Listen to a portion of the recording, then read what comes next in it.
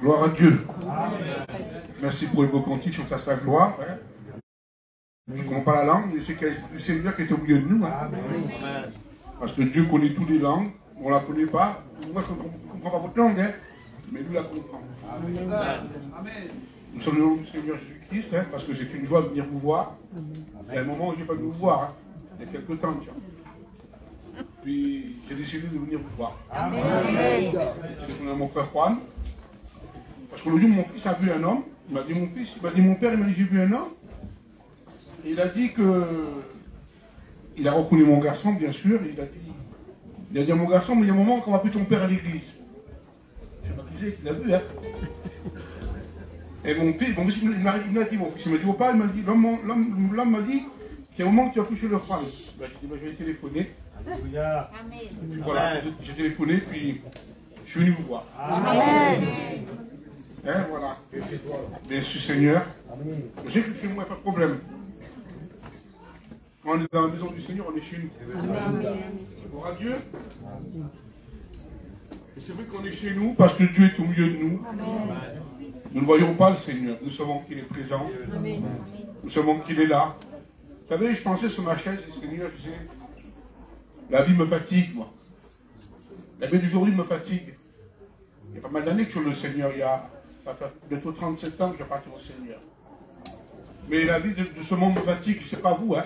Vous avez vu quand on regarde la télévision, on écoute à la radio, il n'y a plus rien qui va, pour dire la vérité. Dites-moi que c'est ce qui va maintenant aujourd'hui. Le gasoil, il a fait ça, il a fait une flèche. La nourriture, ce n'est pas la peine. La baguette de pain va remonter, je ne sais pas combien. Hein. Il n'y a plus rien qui va. Il faut dire la vérité, alors d'aujourd'hui, avant, on ne pensait pas que tout ce qui nous arrivait. Hein. Mais alors d'aujourd'hui, Seigneur, qu'est-ce qui nous est arrivé là? Incroyable, c'est incroyable ce qui peut nous arriver. Hein. Le travail, pour ceux qui travaillent, je ne sais pas comment ça, nous, on fait les marchés. Les marchés, c'est pas facile. Hein. C'est dur. Les gens ne veulent plus acheter, ne veulent plus rien. Mon nom, je n'en paye les chefs sur le marché. Je dis Franck, c'est dur. Je vais aussi à Marseille. Dans un coin de rue, c'est dur aussi. C'est dur le commerce aujourd'hui. Il n'y a plus rien qui va. Il est à la porte bientôt. Et il vient chercher son église. C'est vrai qu'il est à la porte. Vous le croyez? Moi je crois qu'il est à la porte. Hein? Depuis le temps qu'on le prêche. Depuis le temps qu'on le connaît, le Seigneur. Amen. Depuis le temps qu'on vous le dit qu'il va revenir bientôt nous chercher. Il y a des années quand vous le dites, c'est pas d'aujourd'hui que vous le savez qu'il va nous chercher. Vous n'êtes pas ignorant de la parole de Dieu. Je pensais sur ma chaise, Seigneur, le voyageur, le gitan comme vous là, le voyageur de Manouche, tout ce que vous voulez, vous mettez toutes les races que vous voulez, au fin fond de la France, au fin fond du monde là-bas. Il a de la famille qui sont chrétiens. Alors d'aujourd'hui, il faut dire la vérité, toutes les familles, ils ont une famille qui connaissent le Seigneur. Amen. Ils sont tous éclairés de la parole de Dieu, ils connaissent la parole de Dieu. Parce que Jésus bientôt vient nous chercher. Amen. Et c'est qu'il faut être prêt à la rencontre du Seigneur. Amen. Vous savez, depuis le temps de se préparer, hein, il faut être prêt. Amen. Amen. Amen. Ce soir, ce n'est pas le but de mon message, c'est pas pour vous encourager. Ce soir, je voudrais vous encourager parce que le Seigneur vient bientôt nous chercher. Amen. Il faut être prêt à partir à sa rencontre. Il ne faut pas attendre, Seigneur. Il y en a qui attendent des mois et des années pour se donner vers le Seigneur. Bientôt, il vient nous chercher. C'est sa parole qui nous le dit.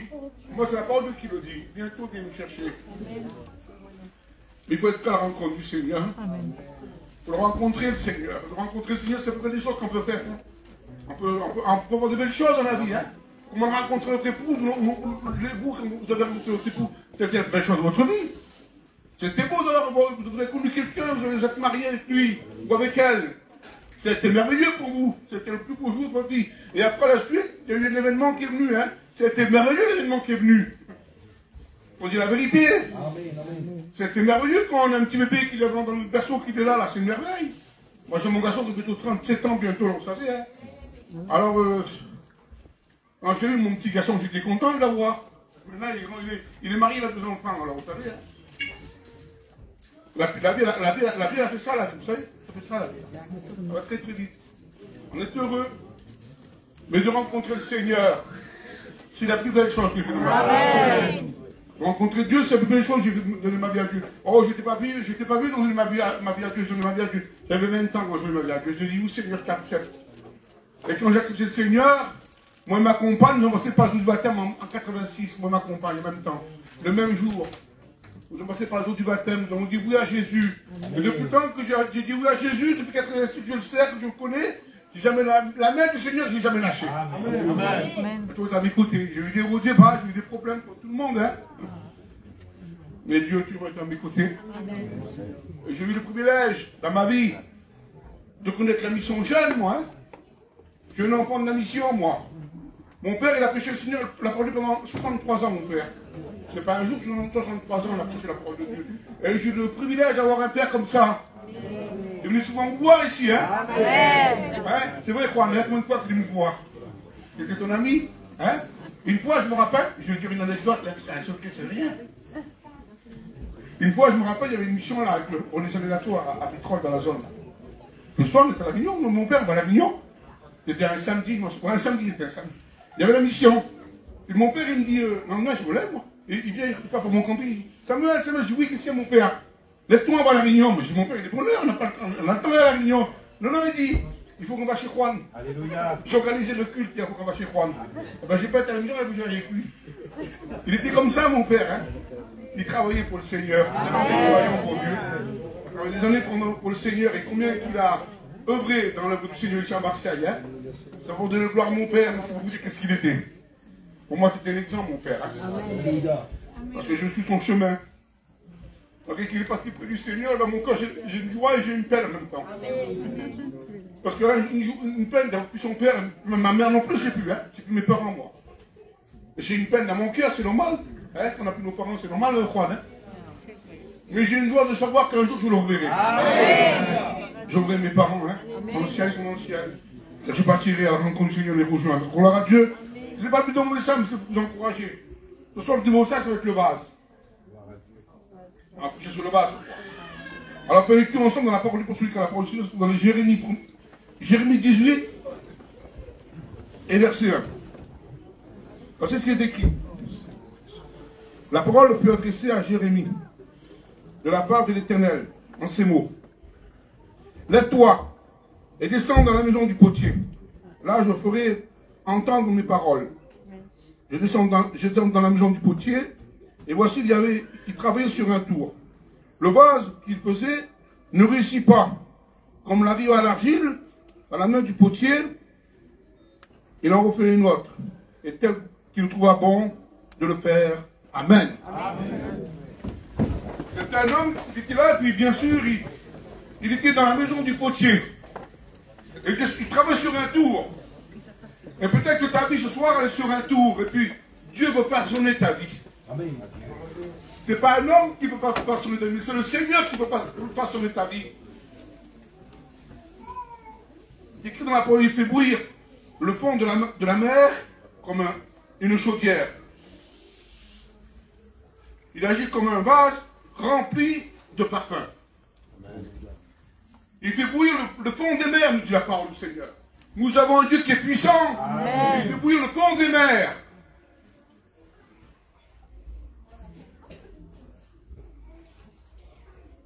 Je suis oublié des cœurs comme un mort. Je suis comme un vase brisé, nous dit la parole de Dieu. Peut-être que ton cœur est brisé ce soir. Ton vase, il est brisé. Ton cœur, il est brisé. Parce que tu as eu tellement de problèmes que ton vase est brisé. Tu as peut-être passé par plein de problèmes, ton vase est brisé. Mais nous dit la parole de Dieu qu'il est le réparateur des brèches. Amen. Vous savez, quand on fait tomber des fois, ça nous arrive dans notre maison, ou même sur le carrelage, là, ça nous arrive des fois de faire tomber quelque chose, ça se brise. Il n'y a pas moyen de l'arranger, c'est pas vrai. Il y a trop de morceaux cassés. Et peut-être que ton cœur il est comme ça, ton cœur il est brisé. Le monde ne peut pas réparer ton cœur. Le monde ne peut pas réparer ton problème. Le monde ne peut pas réparer ta difficulté. Le monde ne peut pas réparer ce que tu as besoin. Mais Dieu, il est capable de le réparer. Amen. Parce qu'il répare les vases qui sont des vases d'honneur, il veut les réparer, le Seigneur. Il est écrit dans la parole du Seigneur, ne touchez rien d'impur, sorte que du milieu d'elle, purifiez-vous qui portez les vases de l'Éternel. Ne touchez rien d'impur. Au milieu, mais purifiez-vous, dit la parole du Seigneur. Ne touchez rien d'impur, ne regardez rien d'impur, ne touchez rien d'impur. Peut-être que tu as touché des choses qui étaient impures. Peut-être que tu as fait des choses qui étaient impures, tu as touché des choses qui étaient impures. Mais le Seigneur te dit de ne rien toucher ce qui est impur. Peut-être que tu as une vie, excuse-moi de dire ça. Non, je ne m'excuse pas dans la parole de toute manière. C'est la vérité. Moi, je ne m'excuse pas dans la parole. Peut-être que tu as une vie dépravée. Peut-être que tu as une vie qui n'est pas la gloire de Dieu. Peut-être que tu as un vase qui n'est pas la gloire de Dieu. Tu as un vase qui est brisé et tu n'arrives pas à le réparer.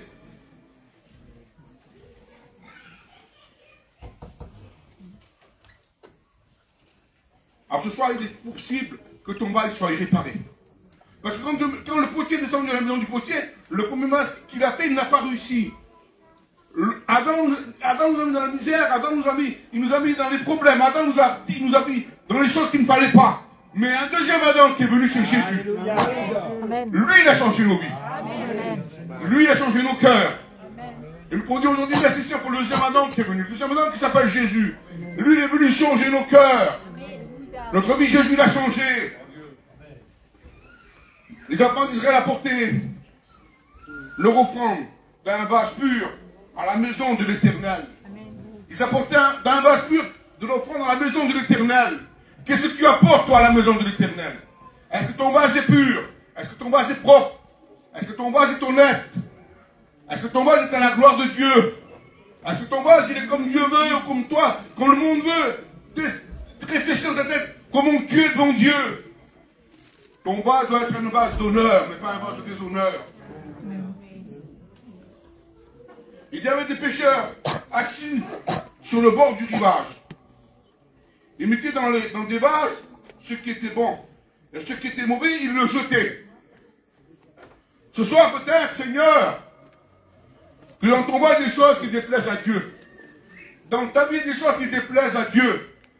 S'il y a des choses qui déplaisent à Dieu, avec le Seigneur Jésus-Christ, dis Seigneur, moi je n'y arrive pas à les jeter. Je ne suis pas assez capable d'abandonner les choses qui te déplaisent. Je ne suis pas capable, mais toi, Seigneur, tu peux le faire. Amen. Mais laissez le Seigneur. N'essaye pas toi-même, tu n'y arriveras pas. C'est impossible d'y arriver toi-même. Tu ne pourras pas y arriver. Il n'y a que le Seigneur qui peut ôter ces choses qui déplaisent à Dieu.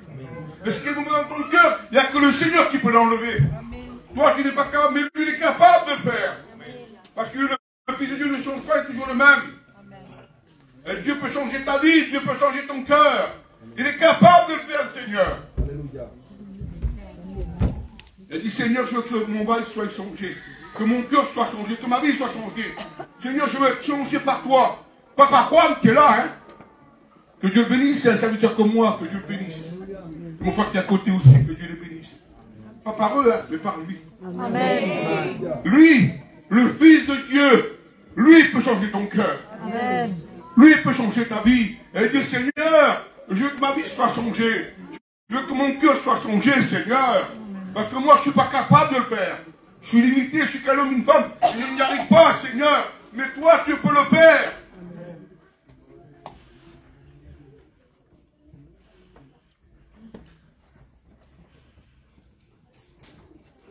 Il y avait une femme dans la parole de Dieu. À s'approchant de lui, tenant un vase d'albâtre, nous dit la parole de Dieu, qui renfermait un parfum de grand prix. Et pendant qu'il était à table, elle répandit le parfum sur la tête de Jésus-Christ. Elle avait un vase d'albâtre, avec un vase, si vous préférez, avec quelque chose qui valait de l'argent, un grand prix. Elle avait un grand prix dans ses mains. Elle aurait pu le vendre dans la rue où on était, elle aurait pu en faire un bénéfice, non? Elle l'a pris, elle.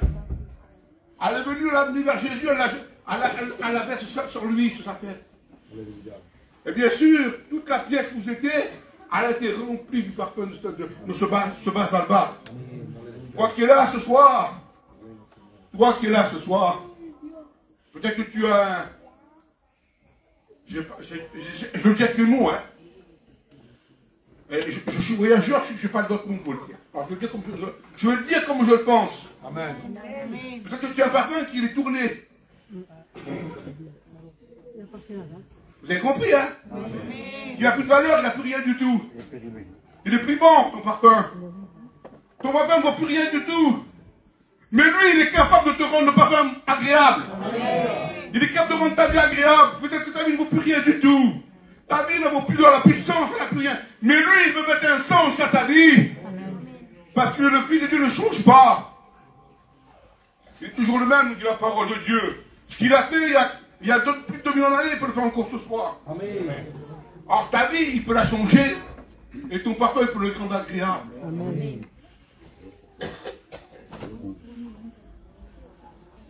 Il est écrit dans la parole du Seigneur, le potier, n'est-il pas le maître de l'argile? Est-ce qu'il n'est pas le maître de l'argile, le potier? Quand il a le vase dans les mains, le potier, là. S'il voit un potier, quelqu'un qui, on appelle ça un tourneur. Quand il est sur le tourneur, quand il tourne le vase, là, des fois, il fait des beaux vases, il les met de côté, ils sont réussis. Mais il y a des fois, il y a des vases qui ne sont pas réussis. Alors qu'est-ce qu'il fait? Qu'est-ce qu'il fait? Il ne s'en sert pas. Il les met de côté, il ne s'en sert pas.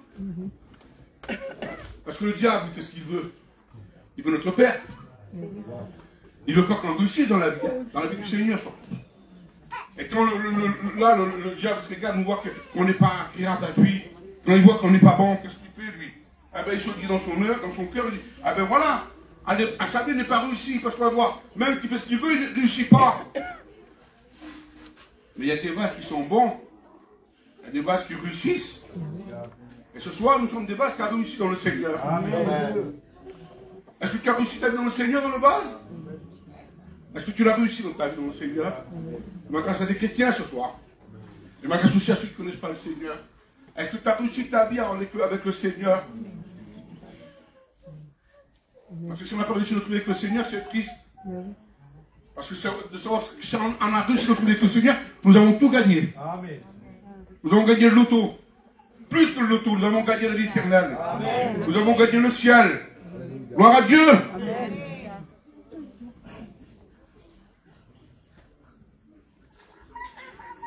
C'est écrit dans la parole du Seigneur Jésus.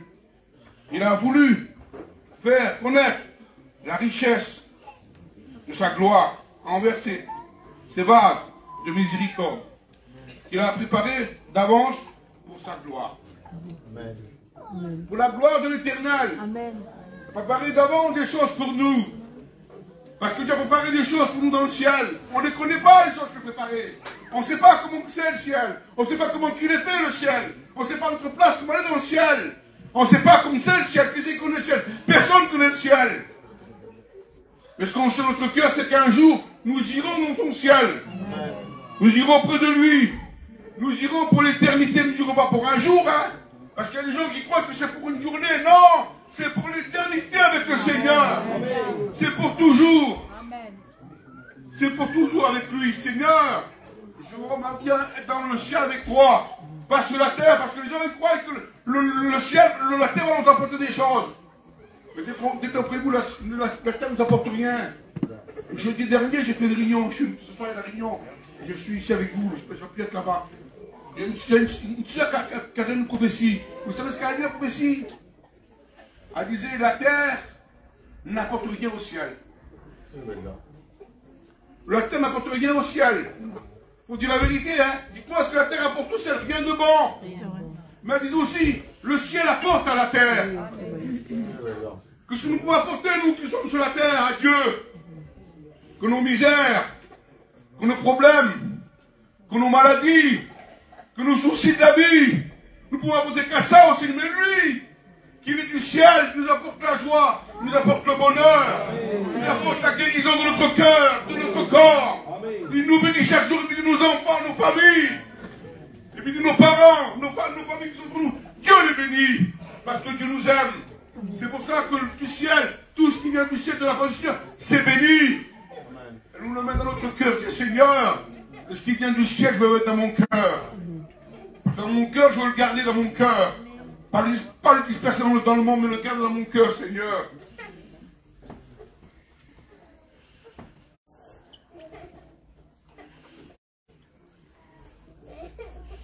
Je peux être très long ce soir. Pourquoi? J'en ai encore à vous dire, mais j'en ai à vous dire. Hein. Je ne vous mens pas, j'en ai à vous dire. Mais je peux être très long. Parce que moi, j'aime pas, parce qu'après, je ne veux pas qu'elle agace la parole. Vous savez ce que j'aime bien, moi? Qu'une personne, elle écoute la parole, mais qu'elle reste sur sa faim. J'aime bien prendre comme ça, moi. Comme ça, quand elle envoie la réunion, elle a encore faim, elle remange encore. C'est ça qu'il faut faire. Ça vous arrive peut-être à la table, vous? D'avoir encore faim? Et de sauter de la table? Il ne faut pas manger. Parce qu'en si on mange après le Québec, moi j'en ai plein de diabète. Après le Québec, c'est Simon. C'est vrai, c'est rigolo, mais c'est vrai, Seigneur. On me sortait de là avec la faim dans son corps. Et après, on est, c'est pour manger un petit bout. Avec le Seigneur, c'est pareil. Elle dit, Seigneur, je vais partir avec la fin de ta parole. Amen. Je suis rassasié assez, Seigneur. Je vais partir avec la fin de ta parole. Parce que ta parole est bénie, ta parole est merveilleuse.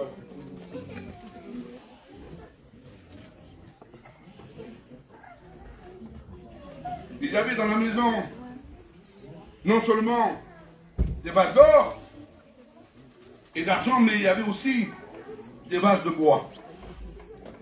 Ce soir, pose-toi la question, quel vase que tu es? Quel vase que tu es ce soir? Est-ce que tu es un vase d'or, un vase d'argent ou un vase de bois? De l'or, ça vaut de l'argent, l'or, hein? Ça vaut bien de l'argent, l'or.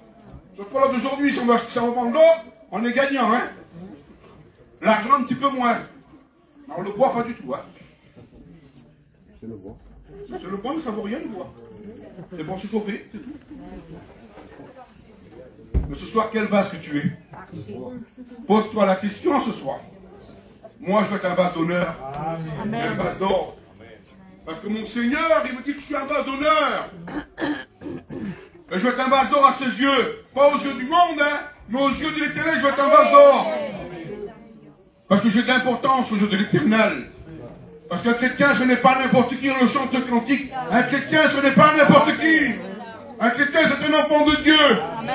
Un chrétien, c'est celui qui craint le Seigneur. Un chrétien, c'est celui qui marche avec le Seigneur. Un chrétien, ce n'est pas n'importe qui, mais c'est un homme qui craint Dieu. Vous n'êtes pas d'accord avec moi? Gloire à Dieu.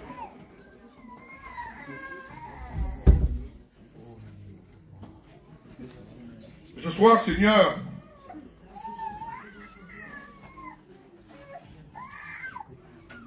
il y avait le sacrificateur.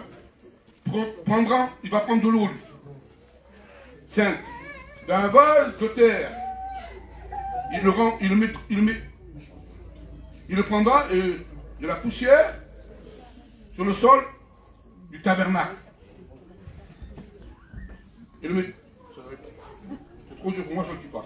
Allez, on passe à autre chose. J'écris tellement de choses que je ne me rappelle plus ce que j'ai écrit. Vous savez, quand le prédicateur il prépare son message, il en écrit tellement. Et moi, ce qu'il y a, je n'arrive pas à me relire. Rien de problème.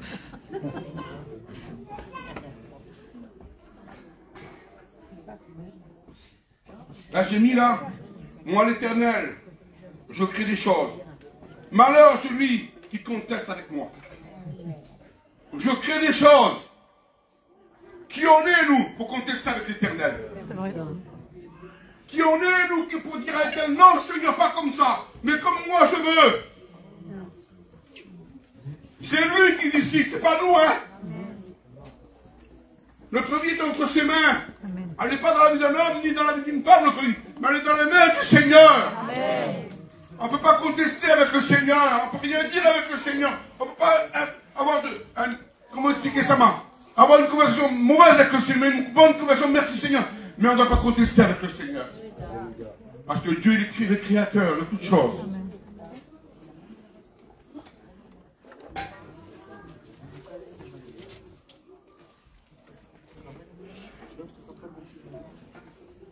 Nous portons ce trésor dans des vases de terre, afin que cette grande puissance soit attribuée à Dieu, non pas par nous, mais à Dieu. Apportons dans nos vases pour attribuer à Dieu. Apportons des prières, apportons des louanges à Dieu. Pas au monde. Il y a trop de gens qui apportent des choses au monde. Toi qui es là ce soir, à qui tu apportes ta louange? À qui tu apportes ton honneur? À qui tu apportes ce que Dieu t'a donné? À que tu l'apportes dans le serviteur qui est là? Non, pas à lui, mais au Seigneur Jésus-Christ. C'est à lui qu'on doit l'apporter. Alors je vais m'arrêter là. Encore 2 points, je m'arrête. J'ai sauté mes feuilles, je m'arrête. Vous savez, je vous parle du rétrograde ce soir. Je suis bien placé parce que j'ai mes enfants qui sont rétrogrades. Et vous savez comment que je l'ai pris? Simple, je l'ai pris, moi. Quand on vient au Seigneur, quand on a sa vie à Dieu, nous sommes des vases d'honneur, pas de problème. Hein? Nous sommes des vases remplis du Seigneur. Pas de problème. Alors nous sommes en 6e vitesse. Vous savez, les voitures maintenant d'aujourd'hui, ils ont 7 vitesses, 8 vitesses. La mienne a 5 vitesses, les mecs ont 6 vitesses. Sur mon camion, j'ai 6 vitesses. Alors je suis en 6e, je roule très bien. Je suis au premier rang. Je suis en 6e vitesse, mais je suis au premier rang là. Mais tout doucement, Seigneur, je commence à retrograder. Je passe à 5e vitesse. Je me mets à peu près au 2e rang.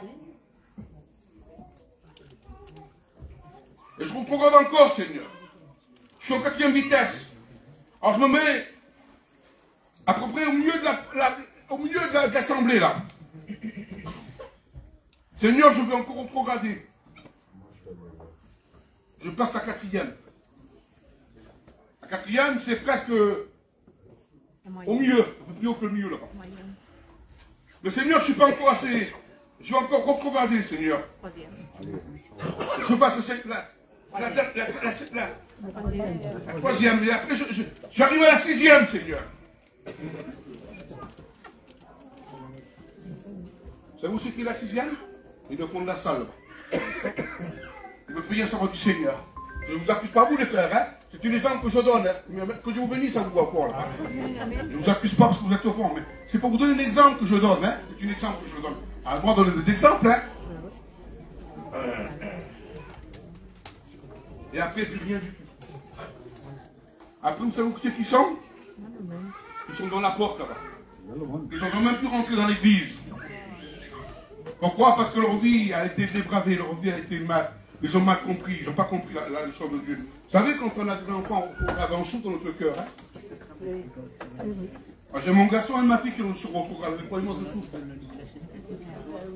Je souffre dans mon cœur, croyez-moi. Hein? Ils sont mariés tous les deux. Hein? C'est les 4 avant de marier. Mais croyez-moi que je souffre dans mon cœur. Hein? Seigneur. Alors pour ma fille, que je l'ai vu dans les boîtes de Dieu, mon garçon, je l'ai vu dans les boîtes de Dieu, et maintenant qu'ils sont dans le monde, eh ben, je souffre dans mon cœur. Je ne sais pas vous, hein. Amen, amen. Mais moi, dans mon cœur, je souffre. Parce que je suis un père. Mais j'avais mes enfants qu'ils aillent aussi avec moi. Mais si vous voulez que je fasse, c'est pas de ma faute à moi que je fasse de l'amour du Seigneur. Ils ont retrogradé, mais c'est fini maintenant. Alors un chrétien, il doit pas avoir un vase comme ça, là. Écoutez-moi bien, hein. Il y a plusieurs exemples que je vais mettre. Alors écoutez-moi bien. Un chrétien, il ne doit pas être un vase rempli de fumée, c'est-à-dire quelqu'un qui fume. Un chrétien doit être un vase rempli de boissons pour celui qui boit. Un chrétien doit pas être rempli de problèmes. Un chrétien ne doit pas avoir de la jalousie dans son cœur. Dans son vase, bien sûr. Hein. Un chrétien, dans son vase, doit pas avoir plein de commerce. Un chrétien, dans son vase, doit pas avoir un vase rempli de colère. Un chrétien, dans son vase, doit pas avoir un cœur rempli de haine. Un chrétien, dans son cœur, il doit avoir de l'orgueil. Ça, je ne sais pas. Hein. Un chrétien, dans son cœur, ne doit pas avoir de méchanceté. Un chrétien dans son cœur doit avoir du mensonge dans son vase. Allez, tout la parole de Dieu ce soir. Hein? Mais je vous dis ce que Dieu a mis sur mon cœur. Hein? Et moi, je ne m'excuse pas dans la parole de Dieu parce que c'est la parole de Dieu. Elle est la vérité. Mais un chrétien, moi aussi, comme doit être. Dans son vase doit être rempli de l'Esprit du Seigneur. Amen. Un vase rempli d'huile. Un vase rempli de parfum. Un vase rempli de patience. Un vase rempli de sanctification. Amen. Un vase rempli de paix. Un vase rempli d'honneur. Un vase rempli de miséricorde. Un vase rempli d'espérance. Un vase rempli de foi. Un vase rempli de joie. Un vase rempli de bonheur, de pardon, excusez-moi. Et un vase rempli de pardon. Amen. Voilà qu'on doit être le chrétien. Ce soir, peut-être que tu t'es reconnu. Je ne sais pas comment tu es bon Dieu, mais peut-être que tu t'es reconnu. Il dit dans tous ces mots-là que je t'ai dit là, il y a bien quelque chose qui te concerne, Seigneur. Voilà, je prêche en vain la parole de Dieu. Mais je crois qu'il y a quelque chose qui te concerne quand même. Voilà comment on ta vie devant Dieu. Et dire, Seigneur, si ma vie elle est comme ça, Seigneur, si ma vie elle est remplie de haine, ma vie remplie de mensonges, ma vie remplie de méchanceté, ma vie remplie de fumée, Seigneur, ma vie remplie de boissons, Seigneur, ma vie remplie de mensonges, plein de commerce. Ah ben Seigneur, je ne suis pas à ta gloire. On n'est pas à la gloire de Dieu. Hein. Notre vie doit être remplie de l'Esprit de Dieu. Amen. D'un bon parfum, d'huile, de patience, d'honneur. Elle dit, Seigneur, je vais être comme ça, moi. Ce soir, pose-toi la question, comment tu es devant Dieu. Moi, ne t'accuse pas. Hein. Moi, je dis ce que Dieu a mis sur mon cœur. Maintenant, c'est à toi à savoir. Hein. Moi, je ne peux pas te changer. Hein. Je suis pas capable de changer. Moi, je ne suis pas capable de changer une vie. Mais lui, il est capable de changer un cœur. Amen. Parce qu'il a tellement changé de cœur, le Seigneur. Il a tellement rempli d'amour, il est tellement rempli de grâce, d'amour, rempli de bonheur, rempli de joie. Il est tellement bon, notre Seigneur. Ah ben Dieu est capable de changer ta vie. Hein. Si tu es un base de déshonneur, ça peut arriver quand on est un base de déshonneur. Hein. Pas de problème. On n'est pas à la gloire de Dieu. Ah ben Dieu peut changer ta vie. Hein. Il peut le faire, Seigneur. Si ta vie n'est pas conforme avec la parole de Dieu, si ta vie n'est pas conforme avec le ciel, si tu n'es pas sûr de ton salut, si tu n'es pas sûr d'aller au ciel, parce qu'il y a des gens comme ça qui ne sont pas sûrs d'aller au ciel, hein. Parce que le salut c'est gratuit, tu n'as rien à payer ce soir. Parce qu'il en a payé le prix où? À Golgotha. Amen. À Golgotha, on a payé le prix. Ah, bien sûr, les hommes l'ont condamné au Seigneur. Hein. Vous m'avez ça à celui qui ne connaît pas le Seigneur maintenant. Toi qui ne connais pas Dieu, vous m'avez ça à toi. Les gens qui étaient là, le Seigneur n'avait rien fait de méchant, lui. Hein. Il a peut-être que la solution à tous les problèmes. Il venait le Seigneur, il ressuscitait les morts. Il pardonnait les pécheurs. Il était plein de miracles, le Seigneur. Et bien sûr, le Seigneur, on l'a pris au Seigneur, on l'a jugé. Il a été jugé par les hommes. Les hommes l'ont condamné à mort. Mais avant de passer par la mort, il a souffert, le Seigneur. Humainement, il n'était pas esprit, il était humain comme moi et toi. Il était humain, le Seigneur. On l'a pris, on a frappé dans son visage. Tellement qu'on a pris dans son visage, il a dit, qui c'est qui te frappe? Tellement le nez était rempli de bleu. On a caché à son visage, on y a arraché la barbe.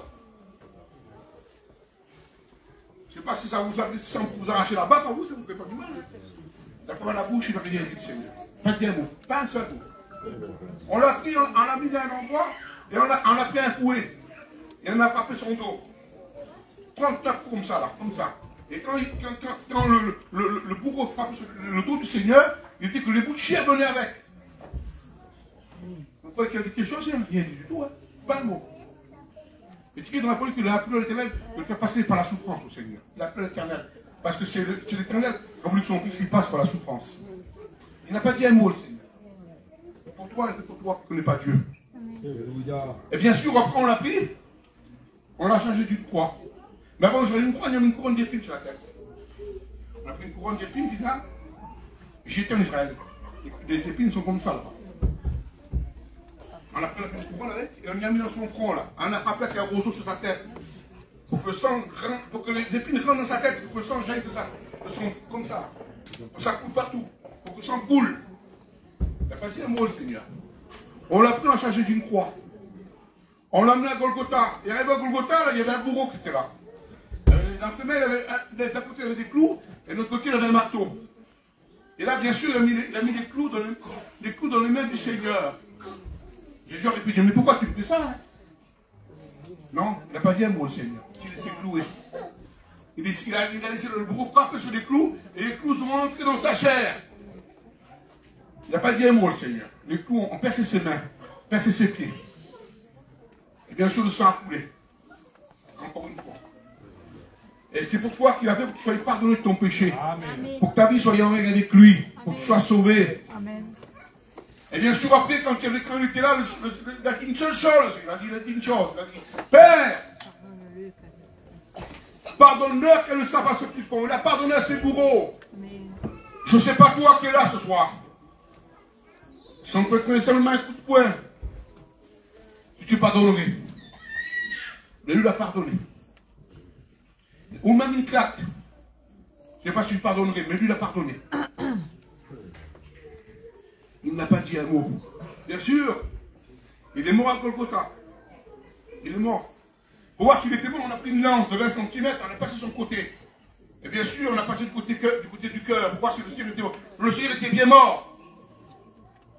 Même avant de mourir, il a pardonné un homme qui était avec lui. Il avait un droite et un gauche. Un insulté, l'autre il n'insultait pas. Il a dit, Seigneur, souviens-toi de moi quand tu seras en ton règne. Il a dit, aujourd'hui même, tu seras avec moi dans le paradis. Amen. Il a encore pardonné une personne qui était sur la croix avec lui. Parce que Dieu est amour, il veut te pardonner, toi qui es là. Amen.